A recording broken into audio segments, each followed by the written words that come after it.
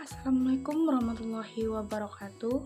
Perkenalkan, saya Azmi Novriandini dengan NIM D0123050, Program Studi Pendidikan Guru Sekolah Dasar, Fakultas Keguruan Ilmu Pendidikan Universitas Nahdlatul Ulama Kalimantan Barat. Adapun tujuan saya untuk membuat video ini yaitu untuk memenuhi tugas UAS mata kuliah Konsep Dasar Bahasa Indonesia yang diampu oleh Ibu Yunika Afrianingsih MPD. Baik, langsung saja. Di sini saya akan mempresentasikan hasil laporan saya yang berjudul Tantangan Guru Kelas 4 dalam Menghadapi Siswa dengan Kemampuan Belajar yang Beragam di STN 03 Tengwe. Adapun latar belakang, menurut Solawati 2019, pendidikan merupakan sebuah usaha yang dilakukan secara sistematis dan terencana untuk mengajarkan atau membina siswa dalam mengembangkan potensi dirinya, sehingga dapat bersikap dan menunjukkan perilaku yang disesuaikan dengan aturan-aturan yang ada pada lingkungan sebaya atau kelompoknya. Pendidikan yang efektif memerlukan pemahaman yang mendalam tentang perbedaan kemampuan siswa. Dalam konteks kelas yang heterogen, guru dihadapkan pada tantangan untuk merancang pembelajaran yang ada memenuhi kebutuhan semua siswa. Oleh karena itu, penting untuk mengeksplorasi pengalaman dan strategi yang digunakan oleh guru dalam mengajar siswa dalam kemampuan yang berbeda. Selanjutnya, adapun poin-poin yang akan saya bahas yaitu ada 6. Yang pertama, pengalaman mengajar dan tantangan utama guru dalam mengajar. Yang kedua, ada strategi pembelajaran. Yang ketiga, mendorong interaksi antar siswa. Yang keempat, dukungan dari sekolah. Yang kelima, umpan balik dan evaluasi. Yang terakhir, pembelajaran dan saran untuk guru lainnya. Langsung saja di poin pertama, yaitu pengalaman mengajar dan tantangan utama. Menurut Kamila 2022, dalam era digital, para guru dihadapkan pada berbagai tantangan yang mempengaruhi peran dan tugas mereka. Salah satunya, tantangan utama adalah mengelola informasi yang berlimpah. Dengan adanya akses mudah ke sumber daya digital dan konten pembelajaran online, guru harus dapat menyaring, mengevaluasi, dan menggunakan informasi secara efektif untuk mendukung proses pembelajaran siswa. Dari hasil wawancara, guru mengungkapkan bahwa pengalaman mengajar siswa dengan kemampuan yang berbeda sangat menantang. Tantangan utama yang dihadapi meliputi kesulitan dalam merancang materi pembelajaran yang berdiferensiasi, menyeimbangkan ekspektasi orang tua, keterbatasan sumber daya, dan pengelolaan waktu untuk memberikan perhatian yang cukup kepada siswa. Kemudian, poin yang kedua, strategi pembelajaran. Menurut Puspitasari 2020 di dalam Naibaho 2023, berdiferensiasi dapat sebagai solusi untuk memecahkan masalah tentang keberagaman kemampuan peserta didik saat belajar dalam satu kelas, yaitu suasana belajar yang menyenangkan, praktik bicara, pembelajaran kolaboratif, dan pemilihan materi dan proses belajar. Hasil wawancara yang saya lakukan, guru menggunakan metode pembelajaran berdiferensiasi sebagai strategi utama, dengan menawarkan sebagai pilihan tugas sesuai dengan tingkat kesulitan. Siswa dapat memilih sesuai dengan kemampuan mereka. Selain itu, penggunaan berbagai media pembelajaran juga diterapkan untuk memenuhi gaya belajar yang berbeda. Strategi ini dibuktikan efektif karena memungkinkan siswa belajar sesuai dengan kebutuhan dan kemampuan masing-masing. Yang ketiga, ada mendorong interaksi antar siswa. Proses pembelajaran melibatkan interaksi langsung antar guru dan siswa dengan banyak interaksi antar manusia terjadi di sekolah-sekolah yang mengimplementasikan pendidikan inklusif. Model pendidikan inklusif merupakan terobosan model pendidikan yang layak dan ramah pada kebutuhan siswa yang beragam. MINSI 2021. Guru mendorong interaksi antar siswa dengan membentuk kelompok pembelajaran heterogen.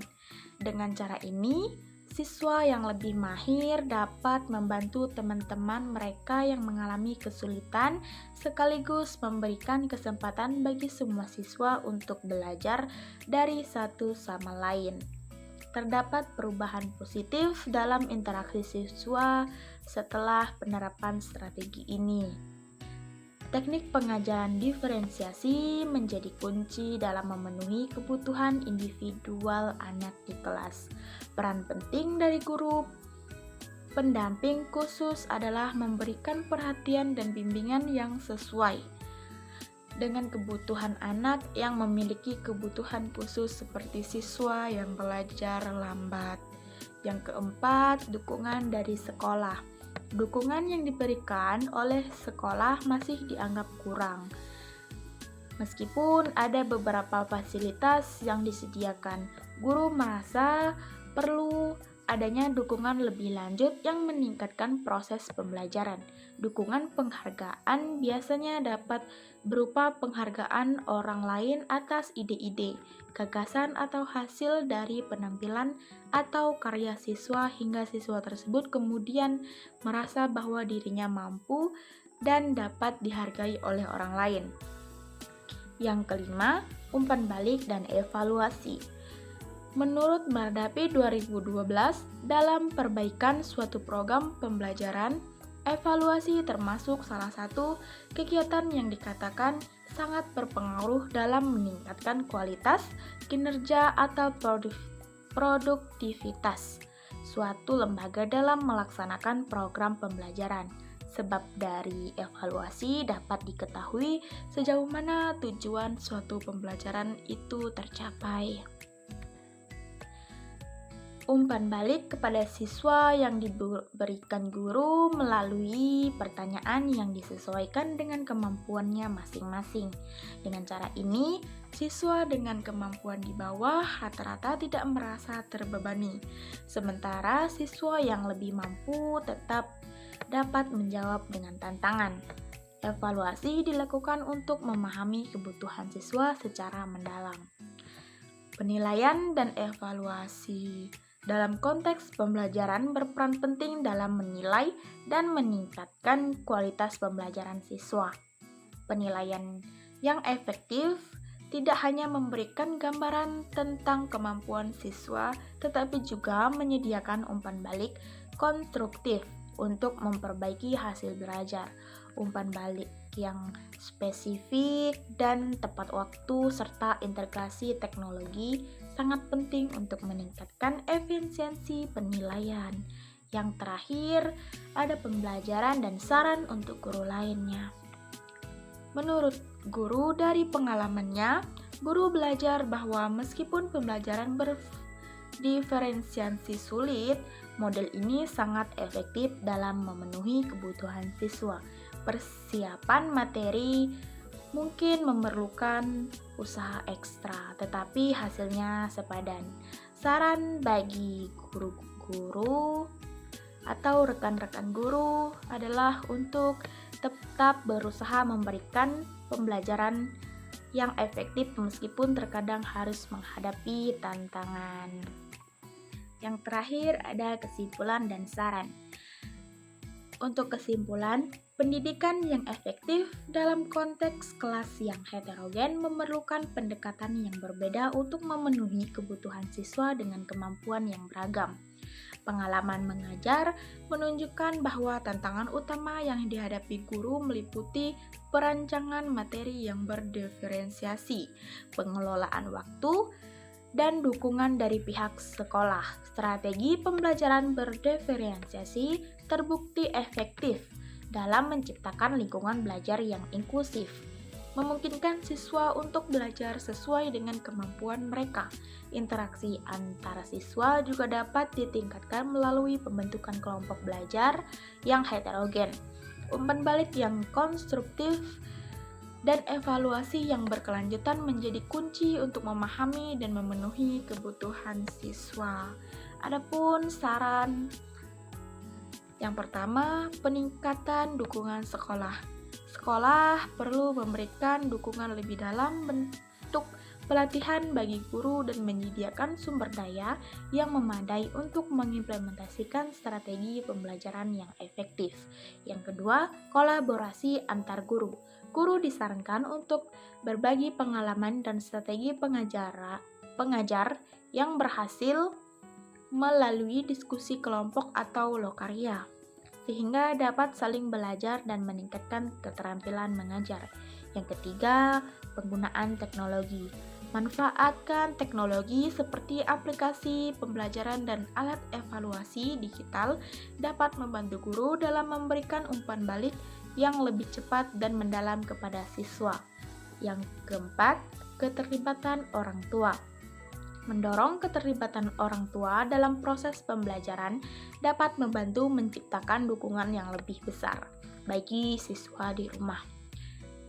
Yang terakhir adalah fleksibilitas pembelajaran.